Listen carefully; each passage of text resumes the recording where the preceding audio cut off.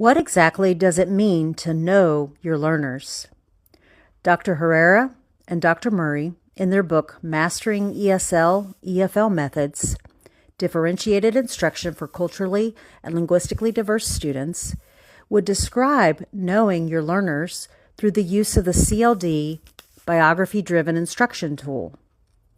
Teachers are able to learn 4 dimensions of the student: the sociocultural dimension, the linguistic dimension, the cognitive dimension, and the academic dimension.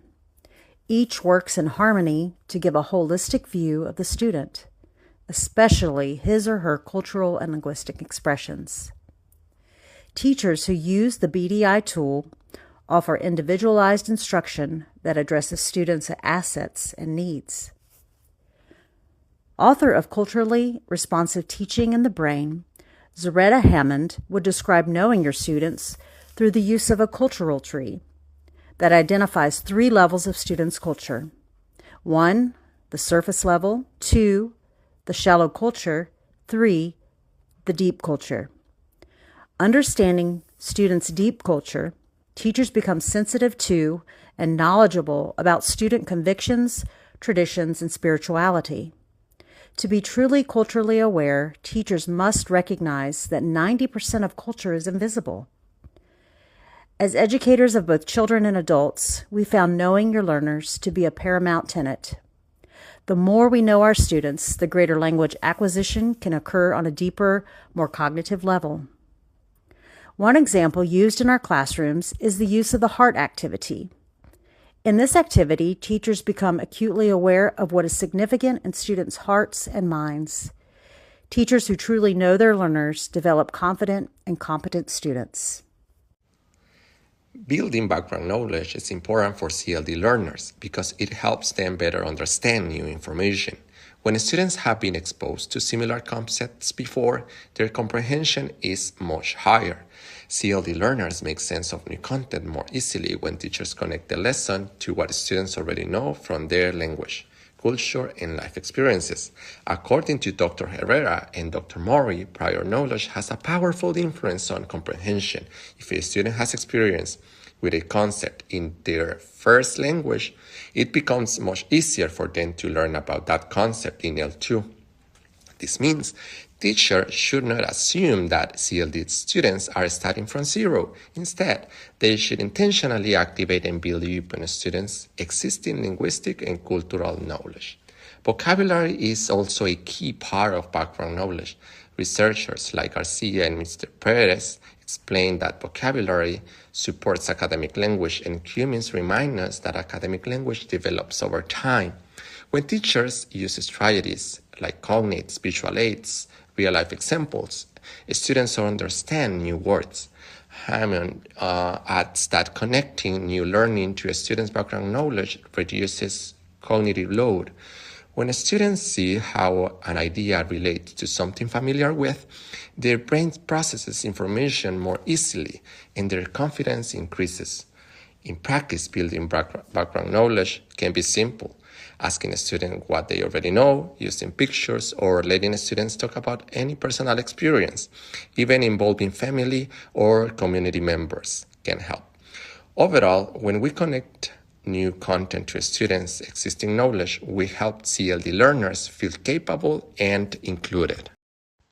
According to Herrera and Murphy, an important tenet of effective instruction for CLD students is understanding the 3 categories of learning strategies students use to construct meaning. These categories are cognitive, social affective, and metacognitive, and each one plays a distinct role in helping learners process information and develop language. The first category, cognitive learning strategies, involves the mental or physical manipulation of the material to be learned. Herrera and Murphy explain that students use strategies such as researching, grouping, note-taking, and elaboration to make sense of new information. One example the authors provide is a student using a word wall with words and images to support daily journaling. Students are allowed to take the words they need, which helps them connect vocabulary to meaningful tasks. The second category is social affective learning strategies. These strategies involve the learner both as an individual and as a participant in social interactions. Herrera and Murphy highlight that these strategies help students seek clarification, ask for help, and obtain additional information and explanations from peers or the teacher. The authors point out that social affective strategies can significantly enhance student understanding and confidence. The third category is metacognitive learning strategies, which relate to the learner's ability to think about and regulate their own cognitive processes. Herrera and Murphy emphasize that CLD students benefit from planning, monitoring, and evaluating their learning. For example, a student may use a vocabulary foldable to organize new terms and keep track of their progress. I'd like to highlight the key instructional methodologies that support culturally and linguistically diverse students. Herrera and Murray, 2016, emphasized that effective instruction for CLD learners must build content knowledge and language skills simultaneously. One approach they describe is integrated content-based instruction, where students learn English through meaningful academic content rather than decontextualized language activities. This promotes authentic language use and deepens comprehension.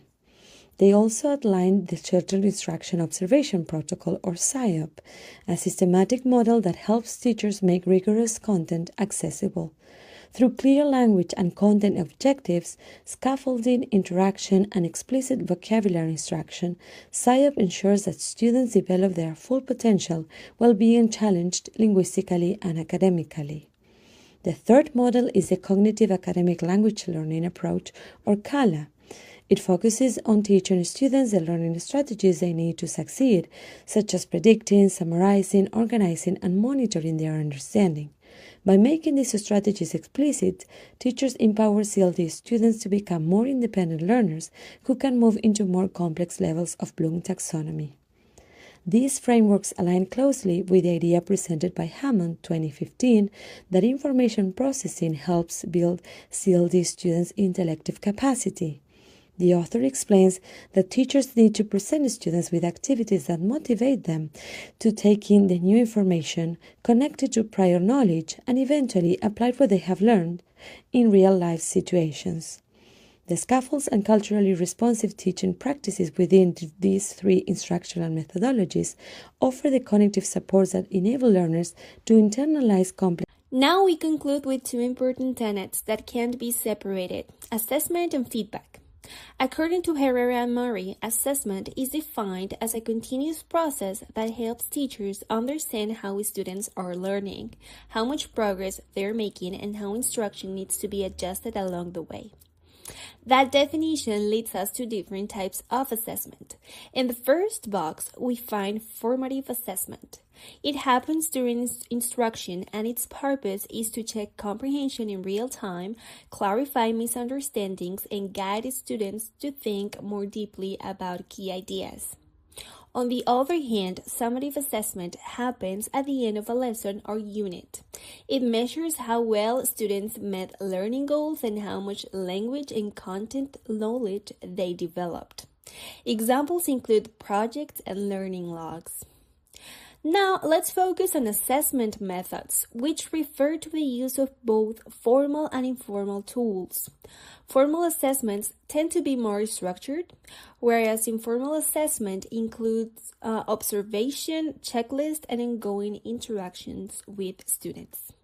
All these types of assessments are included in a bigger group, authentic assessments. These are described as evaluations that require students to demonstrate what they know in meaningful and varied ways.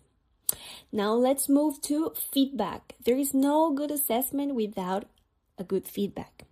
It is essential because it guides students during the learning process. It helps them understand what they are doing well, what needs improvement, and how to move forward. Effective feedback must be clear, specific, and actionable so students know exactly what to revise. It also has to be timely because students need information while they're still engaged in the task.